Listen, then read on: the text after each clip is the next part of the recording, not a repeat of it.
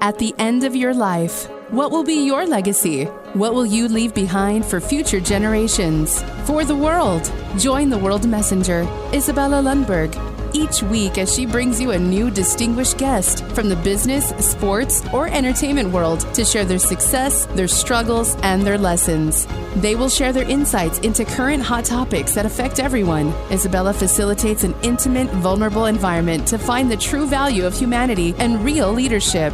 Are you ready for your legacy? The legacy that matters? Hello, my beautiful friends. It's Izabela Lundberg here, the World Messenger, and I have another fantastic guest on Legacy Leader Show. I'm super thrilled that we connected. Actually, we've been connected since 2015 on LinkedIn, and we never really reconnected since then till most recently. And it's ironic, has it?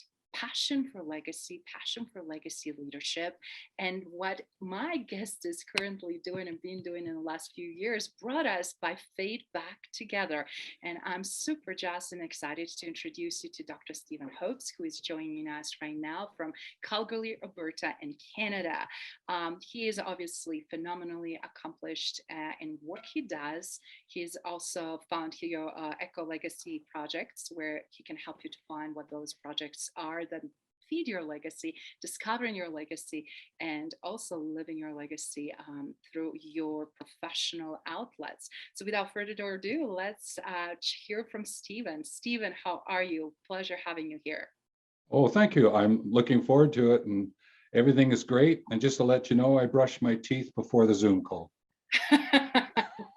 And I'm so glad you did, because we have two portions of the show. We obviously have as a podcast where people don't necessarily will see that, but also we do have the show actual itself that will reside on YouTube and anywhere else people decide to share. So it's absolutely brilliant. And I love, because we have two aspects, right? And when people are so intrigued about guests, not only they'll listen, but they want to watch, they want to connect, because that's a great opportunity now to see you virtually interacting with me. So how is everything, before we depict legacy and get into this hot topic that is on everybody's mind, consciously and subconsciously, how is the life in Calgary? How is everything in Canada at the moment?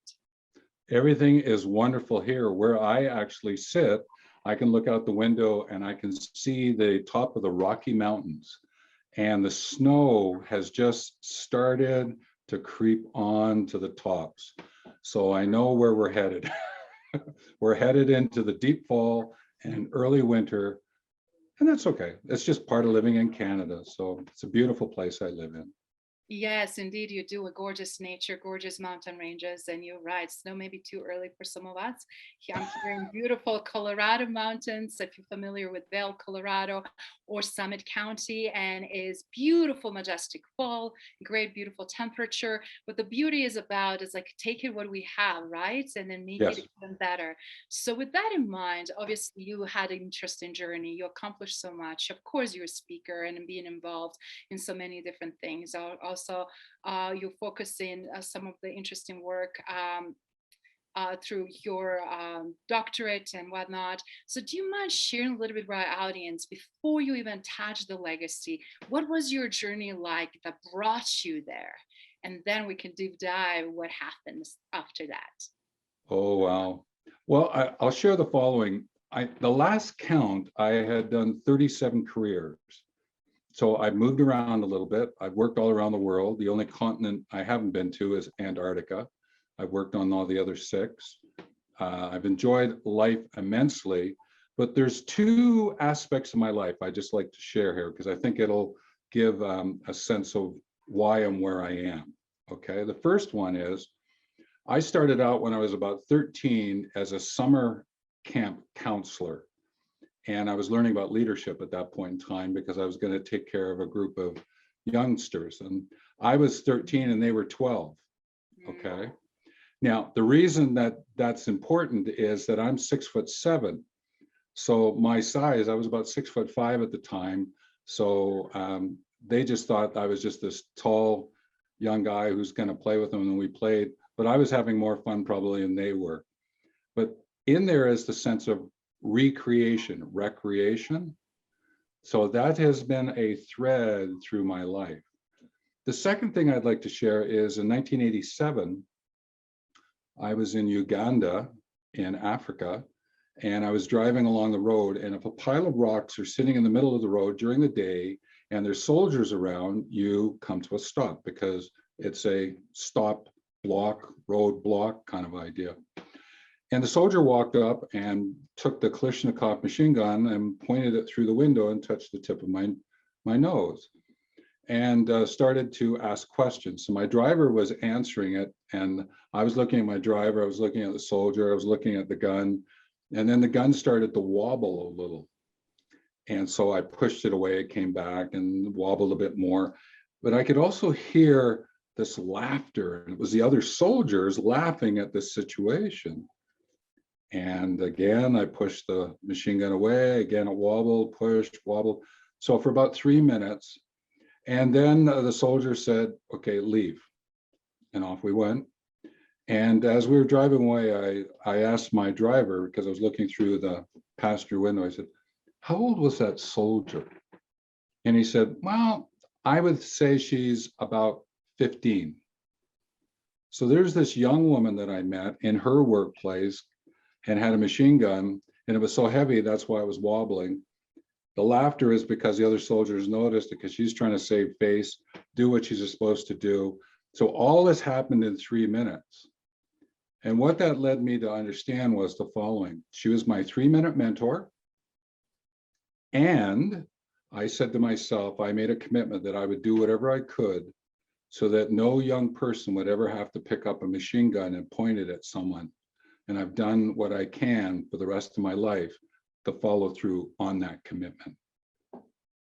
Wow, what a powerful story.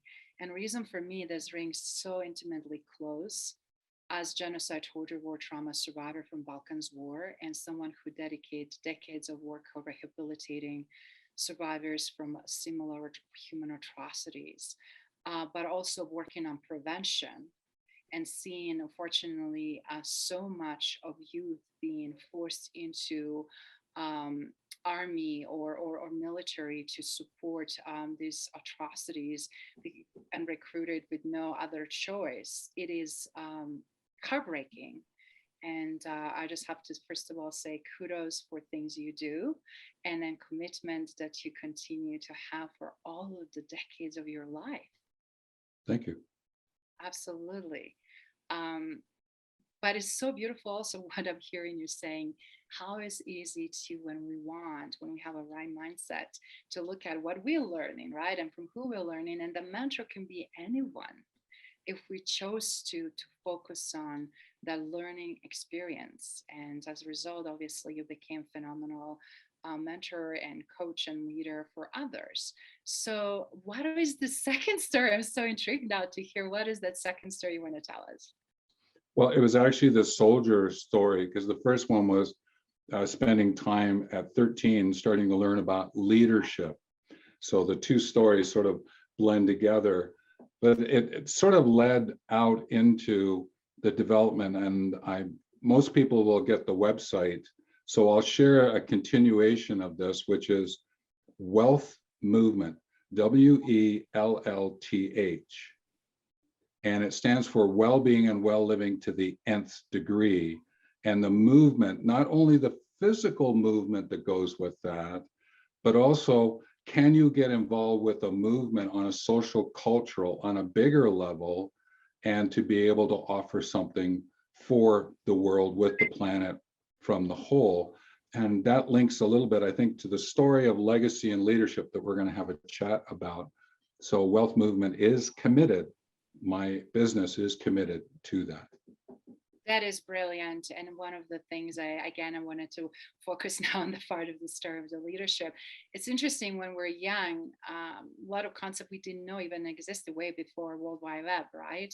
The books were not always everywhere available and readily available in terms of those concepts and everything else. And now we have not only so much available, and how do we grow and own and desire, but I'm curious, what was that big desire within you that you wanted to continue on that trajectory which lends through the leadership? Well, it's when I came to understand three words. And as we go into the interview, all of you will start to understand. I love words. I love to play with words because words matter. And three words came into me. And the first one was wealth, W-E-L-L-T-H, because I wanted to play with the opposite spelling of that. Mm-hmm. And that was how I wanted to interact with persons of the world. Then I started to realize is that trees have always been a part of my life, that I had never really concentrated on what can I do with the trees. And then I started to recognize is that they're so important that it's actually my word with the planet. So I'm supporting, and that's why eco projects and trees are so important. And then I said, well, what would happen if I thought about a word that sort of brought it all together? So from the whole, okay? And that word was magnificence. It's a made-up word, okay? And it comes from magnificent and significance. So in how I be for the world, I will be magnificent. In how I do things, I will do it with significance. And as I go about my life of being and doing, then I will have, and therefore I will have magnificence. And when I found those words, it was all of a sudden like, oh, hang on a minute. I have many ways in which to look at what's taking place. Yes. I think that is brilliant. I think that is brilliant. And I'm glad you shared those three powerful words, and actually almost like four, because you created this amazing hybrid. And I love what it stands for, because right now we're seeing leaders that faking up more to conscious leadership, right? We hear all these different servant leadership, transformational leadership, impactful leadership, but ultimately everybody wants to make an impact on something that is meaningful, that matters, and that's going to positively impact people. And a lot of times we always think about it specifically when it comes to leadership. It's like, did I matter with what I was doing, and to whom, right? Do I just exercise my own agenda? And how we see this huge accumulation of what is leadership about in corporate America, for example. Used to be this, and still is, fortunately, title that automatically gives you credo of leadership. But then lack of leadership traits, and that most fundamental are missing, confuse people of like, if this means to be a leader, I don't want to be the leader. I was like, oh yeah, it's a concept, is a being versus titles, positions, and the posturing of authority, right? So we see huge shift there. But I'm curious, what are you noticing in your career in the last few decades that changed around the leadership? There's two things. One is that we're tending to tackle the story, the concepts, the practices of leadership in and of themselves, when I believe in my heart of hearts, head of head, hand of hands, is that if you're going to talk about leadership, you also have to talk about management, because they're like two sides of a coin. In other words, to have a coin, you need side and a side. In other words, to talk about leadership, you need to talk about management. I'm not saying the main part of it might be about leadership and the smaller part might be a management, and vice versa.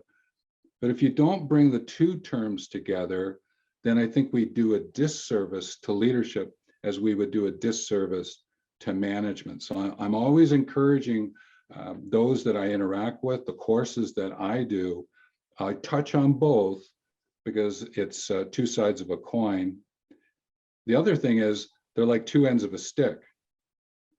And one of the things I say to people is, if you pick up one end of the stick, the other end comes up with it, right? Mm-hmm. So how do you play that off? The second thing that I've noticed, and this is kind of an interesting one, I call it jumping the experience queue. There's a lot of us, those of us who will go to Google something with a how-to question, come out of it saying, oh, I can do that, da, da, da, da, da, do it, but really don't understand the fit of what you've just done, the why and how it fits into the whole. And I call that jumping the experience queue. And that's why I believe mentors are so important to fill in that experience with those who are jumping. And I see it a lot in management leadership, just because, oh, I just learned about succession planning. Oh, I just learned about delegation. Oh, I just learned, and then they apply it, but they don't know really why and how it fits into what takes place. And I'm noticing it more and more and more. That's why I'm bringing mentor and mentoring out. I'm really bringing it out for people. I love it, because this is also requires different, I'll call it hybrid mentoring, not in the sense that corporations put it up forefront, and where those relationships really need to have very strong holistic approach and really understanding why we're engaging in those relationships, what we're expecting from those relationships, but really more from the personal holistic level, where we're meeting people where they're at the moment, right, and where they need to go, and then also professionally how that ties together and look at those things cohesively. I think that is fantastic, because everybody can create a quick buzz, right? Because social media allows you and position you quickly, quote unquote, for expertise. But deep down, we know what that entails and how much work and how much specific frameworks needs to be in place to make it happen, right? Yes, yes. Well, I think there's an image I would like to bring, if I may. Please. It's something that I learned years and years and years ago, was that there are the lines and the boxes of the organization chart, and then there's all the white space of the organization chart. And I would offer that 20% of whatever happens in the lines and the boxes, things like financial matters and performance issues and things like that, okay? I'm generalizing, folks, I'm generalizing, okay? But about 80% of our interactions is in the white space. It's not following the lines and the boxes. And that's what I mean. A lot of people are jumping into, well, how do I do lines and boxes, without truly understanding where those lines and boxes lay. That's in this white space. And it's to come to know how to then interact, be, have, and do in that white space that is so, so important. And I love that you mentioned be, have, to be, have, and what we need to obviously do. Because a lot of times people get a very wrong order of that. They have desire to have certain outcome, but they don't understand what they need to be first within themselves and to the others in order to have what they want. They also don't understand after that they need to really do certain set activities, and they need to do them consistently, and they need to measure and adjust, right? And it's interesting from terms of organizational standpoint, because it's back to that again. Like every time we have an economic crisis, we focus on financials. I mean, there need to be focused on financials, but if you're not also focusing on people and where they're at and what they need in order to get your financials in order, and if you don't have the right product, or if you're not focusing on the right types of service, or whatever might be scenario, it's very hard to have by wrongdoing and by wrong being. Would you guys agree with that? Yes, yes. And it comes down to truly understanding the following: who influences you, and you influence who. And to be able to blend those two elements, because in that white space, you really got to understand those two elements. You can't just take one, you have to take them both. Remember, again, two ends of a stick. Pick up one end, you're going to pick up the other, two sides of a coin. And I would offer that as a way to constantly remind yourself. So like I have a stick just off to my right here. And if I ever find myself a little bit, what's going on here? I just glance over at my stick. Oh, wait a minute, that's one end. I'm like, what's going on the other end of the stick? And that brings it forward for me, and I can get going from there. That's fantastic. And obviously for that, guys that you're watching and listening, it's requirement a lot of years of wisdom and knowledge and expertise, and takes so much, even if you get a formula or blueprint, to really do it right, and then to do it in a way that it's going to reap these amazing rewards, which ultimately we as a human want to be part of something that is meaningful, right? And from there where comes meaning of our own life or our own purpose around why we're here, or why we're focusing on at least this part of our lives in these decades before we transition, or whatever might be the case. And that brings really something that is being fundamentally always described as a legacy. And our legacy, right? Legacy not that we're born into, and our legacy not that we necessarily inherited, the legacy that we created for ourselves and people around us. So do you mind sharing, how did you transition that into legacy? Because to me, legacy is the top tier of the leadership. It's that crown jewel that sits straight up and faces you as something that is not necessarily trying to reach and get it, but you already have, because you mastered something phenomenal by being, by doing, and by having and helping others to learn from it or obtain it. Yes. Well, one of the phrases that came to me was to live from your legacy.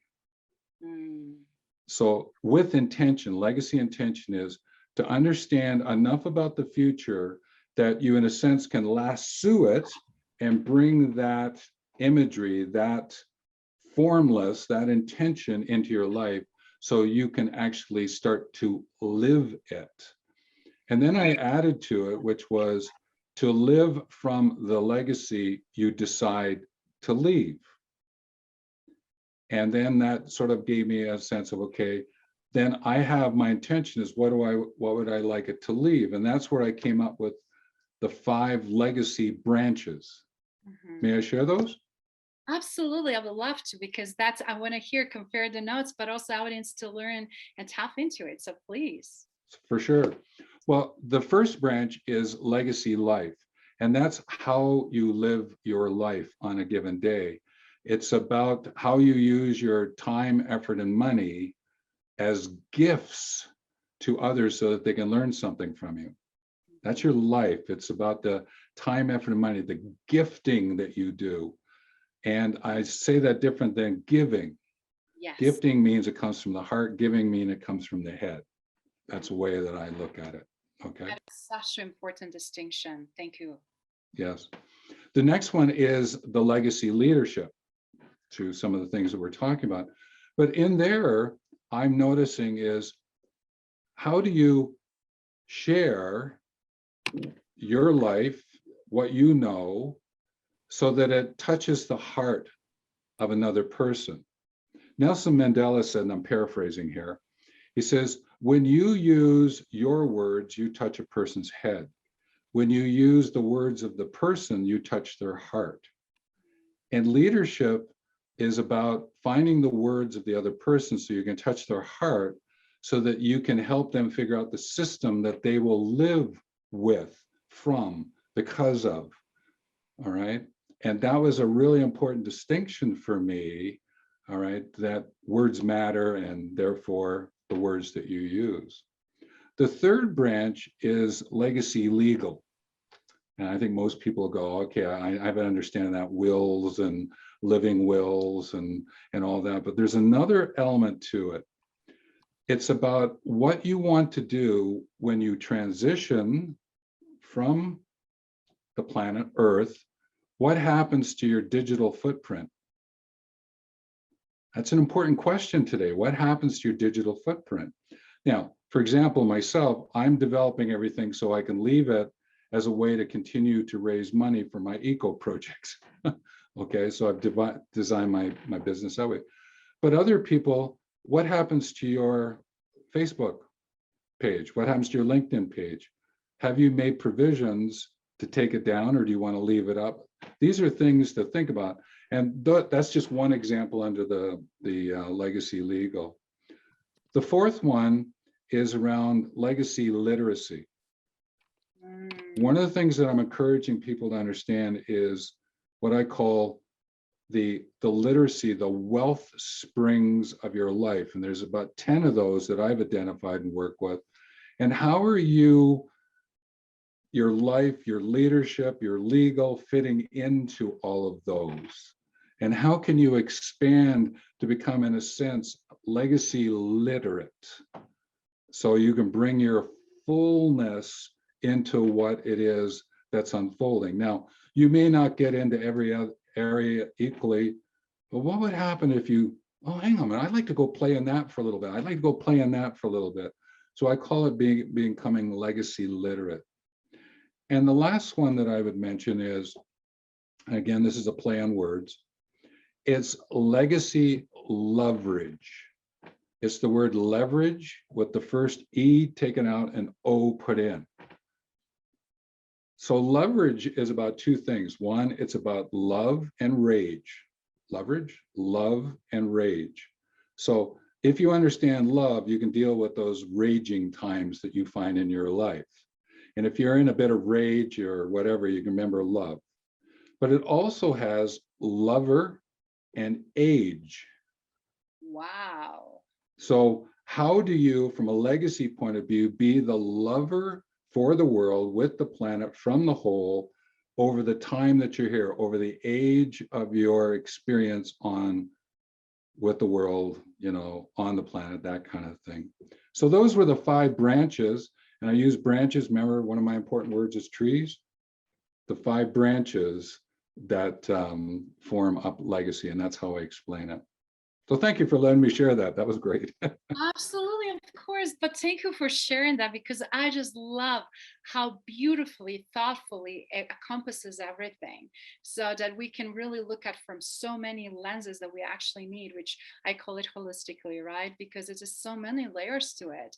And it's very intentional, and it needed to be, right? More than ever, Yes. we intentional with our thoughts, of intentional what we read, what we consume, who we spend time with, intentional what we're all about, what we value, what we engage in, and what we don't. And then, as you said, I love how it's specifically relevant during this time when so much is going on. Are we operating from love and joy and kindness, or are we operating from rage and blame and different energies that are removing us further away from our true being and our own true healthy way of being, right?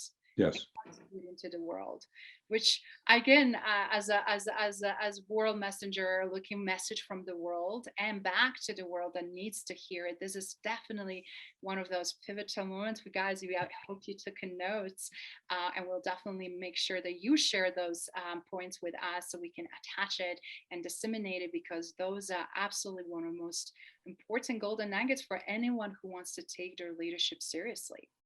Oh, for sure. I create a video. It's up on my YouTube channel about the 5 branches, and I've shot one about the 5 projects I'm supporting from my legacy. So I'll make sure you get the YouTube channel, and then people can go explore. That's fantastic. So that, if you don't mind stepping back for a second, how did you arrive for these 5 concepts? Because both of us know, and both of us are passionate with the reason about the legacies, that my reasons might be slightly different, but definitely the purpose of it, intentions of it is very clear. And we'll get into that in a second. But I'm curious, how did you distill and depict all the noise, all these different things that are already out there? Because one thing I'm always seeing that is missing is like, how do you measure someone's leadership? How do you measure someone's progress? How do you measure the impact and aptitude and formula? And I have the formula for that, but I'm curious, how did you distill all the noise and created these 5 branches as the vital growth and moving forward? Great question. And I'm gonna do it this way. So just hang in there with me just a little bit, folks, okay? Again, in 1987 and into 1988, I ended up having to develop a delegate training program for people coming out of Europe to work on relief operations in Africa, because there was a lot of famine and wars, and so I did that. And someone shared with me some information that I went, oh, hang on a minute, that I could do something with that, right?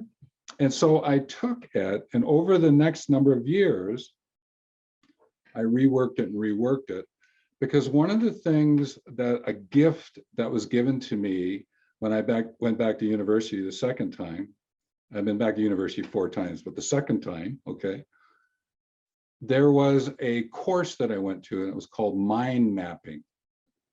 Yes. And I found out that I'm a visual learner. And all of a sudden, the world, whoa, the planet, whoa, the cosmos, whoa, I'm having fun now. And so what happened,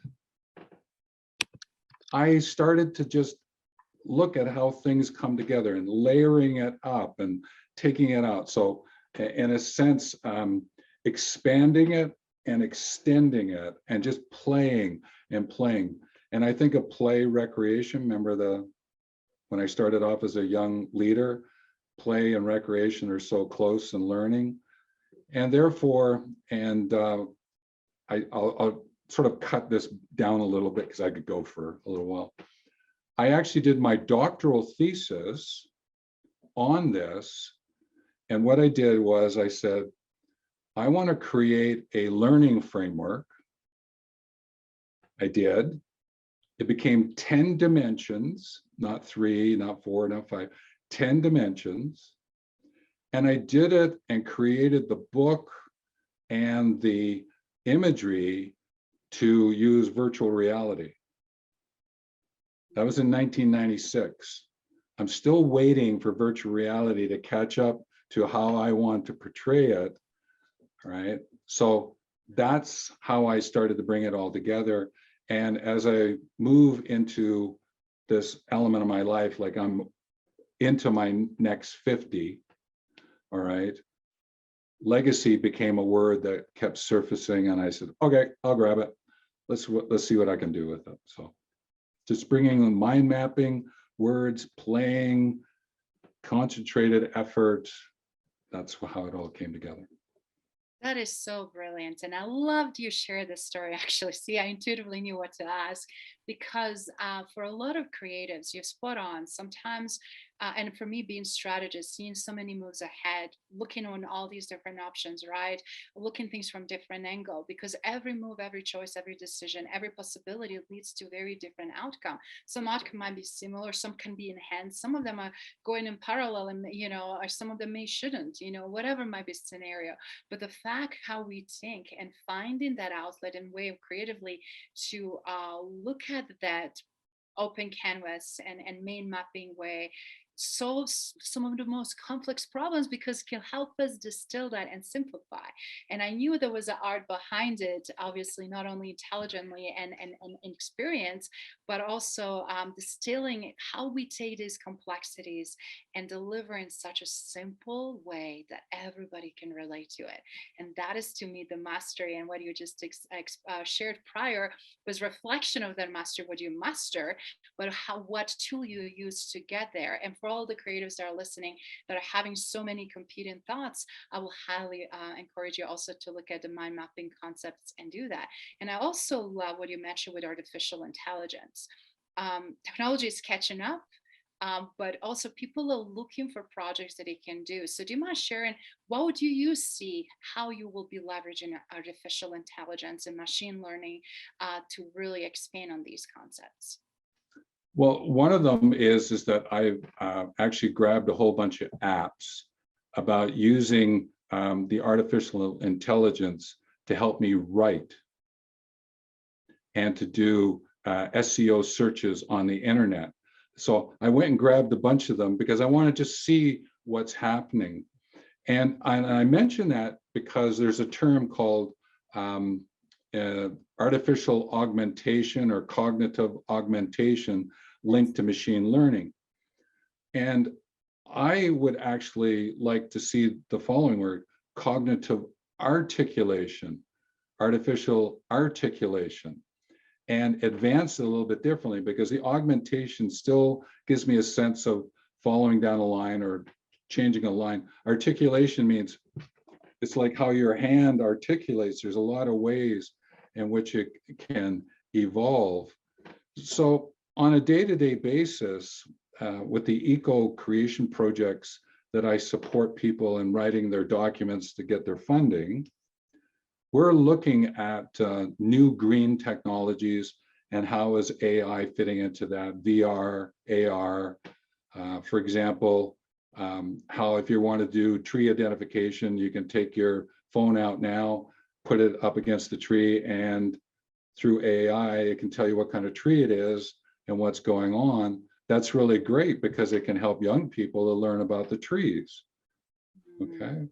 And so there's lots and lots of new ways in which this technology is helping us.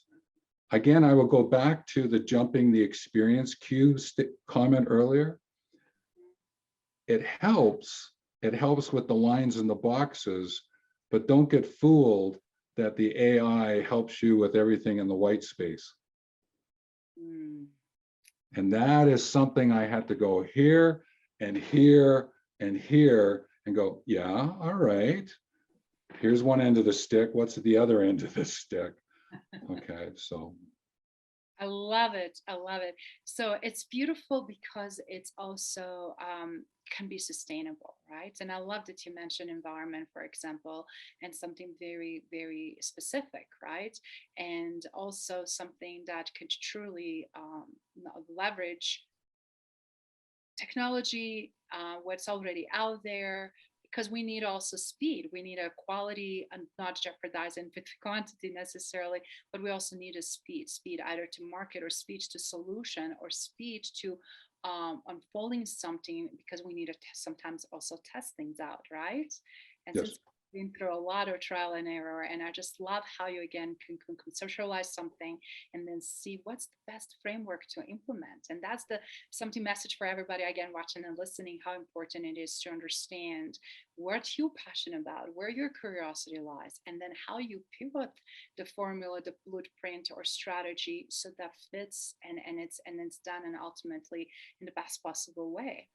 Because one thing I shared, actually, ironically, right before our call, the post that I had on LinkedIn, that I said that the legacy is an opportunity to leave something within others, right? And I love that concept. You talk about love and then something, how we reach and interact, and then what we do as a result of our action, as a result of our presence, as a result of our vision, as a result of what we achieved, right? But also leave something meaningful to others, because we need to, it has to be meaningful, right? It has to be meaningful within and has to be meaningful to them. Other isn't something tangible, and it's not anymore what we're talking about, the plaque on the building, the monetary aspects of it. It's more than that. And then for a lot of philosophers, that was never even about that. There was default as a result how people capture that, but it's more about that opportunity to really see what's possible and to fulfill that possibility. So with that in mind, you obviously have reached your legacy in so many shapes and forms right now, living your life. And I'm sure you have still very intentional way of what the legacy you want it to be, because you already learn so much within the others. So I'm curious, what would you like to also leave to others in terms of knowledge and for your legacy to be remembered as? I'm going to go with the word educator. And the reason I did a lot of poking around in the world of educating, I also did learning as well, because my doctorate was in adult education, human performance improvement. So learning and educating became topics. But the notion of an educator, and I'll share the following phrase: when you listen, you learn. Where you share, you educate. So when you listen, you can learn. Wherever you are is sharing so that you educate. And I like that is because as an educator, I've been a lot of places, physically, imaginary, like I write children's books and I do lots of other things. And to be known as an educator, and I wrote a book about it and a number of other book chapters and things like that and blogs. But to be known as an educator, someone who cared enough to share. If I'm known as that, I would be happier than anything just to be known from that perspective. That is so powerful. And I have to say this, Stephen, because I just had this last week conversation, and I quotes that came out of it, which you just said: when we learn, we need to be better, right? Because otherwise pointless. What is the point of that learning if it does not change inside us and make us better? But now when we know, we need to do better, because what's the point of that knowledge that translates from that learning if it's not applied and if it's not adjusted? And right now in legacy space and leadership space, more than ever, we need that.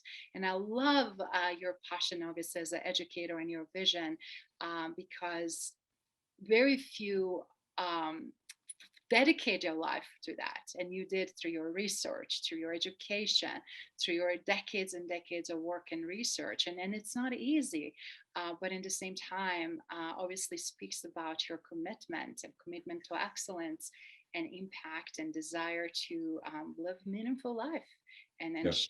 something meaningful to the others. So kudos. Thank you. Thank you.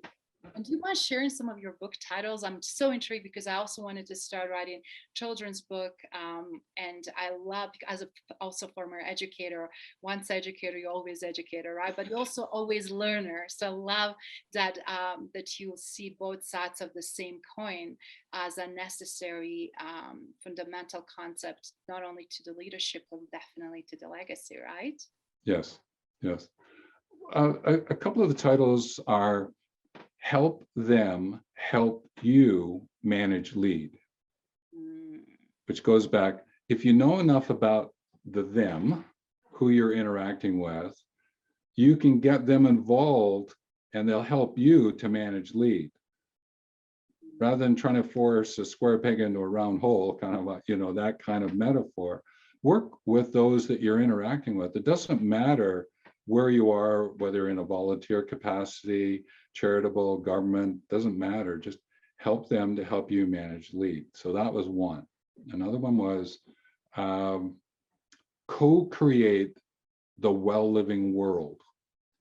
A world in which we live well together requires you to create it in a cooperative, collaborative way. And then that led me to living your extraordinary life. There's a new edition coming out. It'll be living from your great life was the first one. Living from your extraordinary life is going to be the second one. And it's an insight book of things that I picked up over the years. And it's a little workbook. Each page has something, and then you can work through it and then do it from that perspective. And there's been a few others, and I just to share so that people get an appreciation. I actually wrote the Wilderness Remote First Aid book for the Red Cross. Wow, that is so beautiful. That is so amazing. Again, I know that it was more behind the story than what even your LinkedIn is showing, and that's why I want to unveil more about it. And where people can find these books? Are they available on Amazon or your website? Please share it. Well, the best bet is wealthmovement.com, WELLTH movement.com. Certainly come over to LinkedIn. That's probably one of my more active areas. And you're looking up Stephen Hobbs, Calgary. That's how it ended up. I didn't necessarily choose it completely that way, but that's what my link is there. If you want to go over to YouTube, where I'm putting up videos at least once or twice a week, it's Wealth Learning, WELLTH Learning TV, T and V. That's my channel over there. Those are the best ways to get a hold of me, because off my website, there's a contact form if you want to reach out to me. But also, there's information there. I'm just launching a new course on Monday. And if anyone wants to get involved with that, may I share a little bit about that? Absolutely, yes, please. Okay. It's Legacy Intention. It's to find your words for the world with the planet from the whole. It's for the first month, It's going to be open and free. Just you can sign in and take the course. After a month, it will go up to $47. But that $47 is to raise money to support the Great Green Wall of Africa, is to help to stop the desertification moving south from the Sahara into the 11 countries that form the Great Green Wall. So that will be up. Legacy Intention is a really great starting point. If you're sort of a little bit of that, my legacy, what's it all about? Come in and learn some of the words that you speak are actually giving you clues. So let's just organize that up so that you can get together. And that would be at wealthmovement.com/legacy-intention-course. But when you go to the home page, you can figure it out. The dashboard's there to figure out how to get to all the different things. That's fantastic. I'll make sure that we at least get a few of those links and when we share this beautiful podcast so others can engage. You're doing some phenomenal work. It's great that our audience also can follow and check your course, jump on it and be able to participate, because I love how intentional you are in terms of also causes you support, change that you wanted to see, and change that you make as a result of your amazing efforts. Thank you. So with that in mind, before we close, any last closing remarks in terms of achieving that fulfilled legacy? What would you suggest our listeners and audience to really start with? Because a lot of times people are so overwhelmed and they don't have no idea where to go, and they try so many different things and they get just discouraged. What would you recommend for them to anchor them, to help them to just get their framework in around their mind in right framework and then move forward in right direction? That's a great question, because there's many ways in which to answer it. I'm going to choose this way. All right. If people right now have a piece of paper in front of them, this would be great. That if you're listening in, go grab a piece of paper as well. And what I'd like you to do is write down the word action. Okay. Next, just above it, put the letters R and E in front of action. So it forms the word reaction. But it's actually re and action, which is about the action. Okay. Now, the word that goes above that is creation. Because if you move the C in the middle of reaction to the front of the word, it forms creation. And therefore, remember, reaction is one end of the stick, creation is sort of like the other end of the stick, because when you see it while you're in it, you're sort of reacting to it, reaction. But creation is, and you mentioned this a little bit earlier, is sort of like the sense of a preparation approach prevention mindset, the creation. Then if you add the next word above creation is put a C and O there, co-creation, that's starting to involve others. If you take the next word above it, put an E in front of the CO, you form eco-creation, which is about being with the planet.